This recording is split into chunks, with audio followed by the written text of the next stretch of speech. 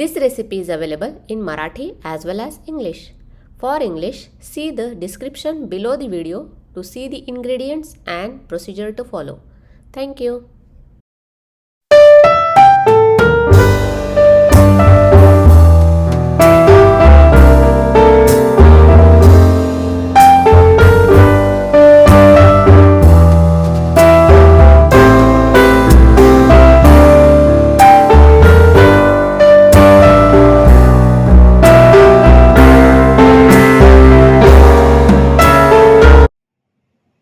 नमस्कार, मी रेखाच किचनमध्ये आपणा सर्वांचं खूप खूप मनापासून स्वागत. आज आपण उन्हाळा स्पेशल रेसिपीमध्ये आरोग्यदायी पित्तशामक कवटापासून आंबट गोड तिखट अशा रुचकर चवीची चटणी कशी करायची हे पाहणार आहोत. कवट हे फक्त सीझनलाच मिळते, तेव्हा कवटाचा गर काढून त्यामध्ये गूळ आणि मीठ घालून साठवून ठेवले तर 6 महिने ते वर्षभरासाठी चांगले राहते. ज्यांना पित्ताचा वगैरे त्रास आहे त्यांनी सकाळी अनुषपोटी 1 चमचा कवटाचा गर खाणे फायद्याचे असते. च्यवनप्राश म्हणून आपण कधीही कवटाचा गर असा ठेवलेला खाऊ शकतो.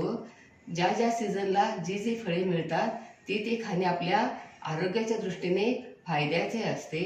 आणि या अगोदर आपण 137व्या एपिसोडमध्ये कवटाचा गर काढून शिजवून कशा पद्धतीने साठवून ठेवायचा हे पाहिले आहे. तेव्हा आपण कवटाचे आपल्या शरीराला कोणकोणते आयुर्वेदिकदृष्ट्या आरोग्यदायी फायदे होतात हे जाणून घेतले आहे आणि काही महत्त्वाच्या टिप्स देखील पाहणार आहोत. कवट हे महाशिवरात्रीला खाणे महत्त्वाचे असते. कवटाच्या बियामध्ये अमृतकण असतात असे मानतात. आता आपण कवटाची चटणी करण्यासाठी लागणाऱ्या काही महत्त्वाच्या टिप्स पाहूया. कवट पिकलेले घ्यायचे. कच्चे असले तरी चटणीसाठी चालते, परंतु आपण वर्षभरासाठी जेव्हा गर साठवून ठेवणार असतो तेव्हा कवट पिकलेलेच घ्यायचे. कवट पिकलेले आहे हे यावरून कळते की त्याचा रंग काळपट चॉकलेटी असतो आणि त्याचा वासही छान सुटतो. कवट फोडून त्याचा आतील गर चमच्याने काढून घ्यायचा. बिया काढायच्या नाहीत, बिया तशाच ठेवायच्या. त्यामध्ये मीठ, तिखट, जिरेपूड, मिरची पूड, कोथिंबीर, पुदिना पूड घालून मिक्सरवर मऊ वाटून घ्यायचे. नंतर गॅसची फ्लेम लो ठेवून गूळ घालून कवटाचा गर शिजवायचा. गरम केल्यामुळे चटणी फ्रीजमध्ये ठेवल्यामुळे 8 ते 15 दिवस सहज टिकते. गरम न करता ठेवली तर चटणी टिकत नाही. कवटाला त्याचा स्वतःचा एक सुगंध असतो, त्यामुळे चटणी खूपच रुचकर आणि छान लागते. कवट जर कच्चे असेल तर गर उन्हात वाळवून त्याची पावडर करून आपण भाजीसाठी जसे आमचूर पावडर, चिंच, टोमॅटो वापरतो त्या ठिकाणी असा कवटाचा गर भाजीसाठी वापरू शकतो. आता आपण साहित्य पाहूया. पिकलेले 1 कवट, अर्धा कप किसून घेतलेला गूळ, धुवून बारीक चिरलेली कोथिंबीर, अर्धा टीस्पून वाळवून पूड केलेले पुदिना पूड, अर्धा टीस्पून मिरची पूड, अर्धा टीस्पून जिरे पूड, अर्धा टीस्पून मीठ.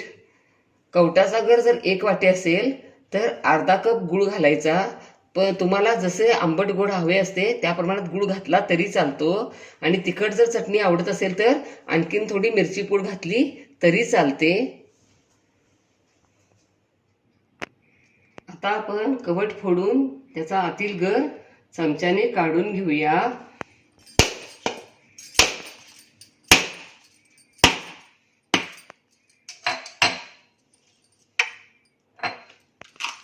बघा गर कसा पिकलेला आहे आणि वास किती छान यायला लागलाय. आता आपण चमच्याने हा सर्व गर काढून घेऊया.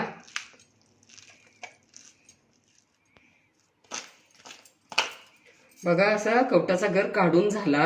आपण आता मिक्सरच्या भांड्यात घालूया. आता 1 कप हा गर आहे.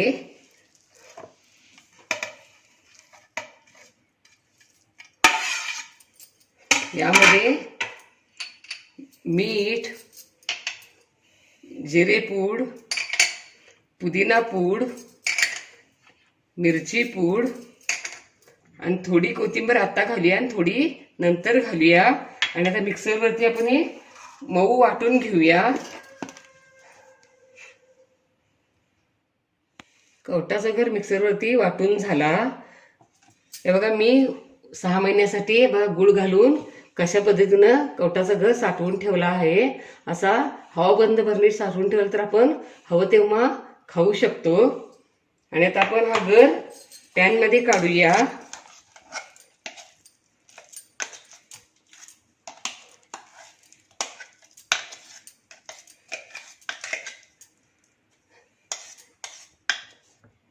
आता गर घातलेलं पॅन आपण गॅसवरती ठेवूया.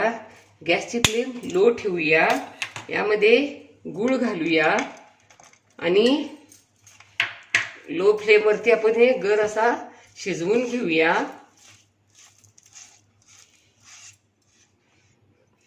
गूळ वितळल्यानंतर 5 मिनिटं चटणी ही शिजवून झाली. आपण आता गॅस बंद करूया. यावरती आणखीन थोडी कोथिंबीर घालूया. बघा चटणीचा किती घमघमाट सुटला आहे. कारण मुळातच कवटाला सुगंध असतो, त्यामुळं चटणी खूपच छान लागते. आणि आता ही मस्तपैकी आंबट गोड तिखट अशा मिश्र चवीची कवटाची चटणी तयार. वाह क्या बात है, लाजवाब. अशा पद्धतीने कवटाची चटणी तुम्ही जरूर करून बघा. तुम्हाला नक्कीच आवडेल. लाईक आणि सबस्क्राईब करा. कमेंट बॉक्समध्ये कमेंट टाका. पुन्हा असेच भेटत राहू नवीन नवीन वेगवेगळ्या आणि छान छान रेसिपी घेऊन महत्त्वाच्या टिप्ससह. धन्यवाद. मस्त खा आणि स्वस्थ राहा आणि आपले आरोग्य उत्तम ठेवा. Don't forget to like, share, comment and subscribe. Hit the notification bell ting to get the notifications whenever we upload the new video. Stay tuned for healthy, homemade and tasty recipes every week. Thank you.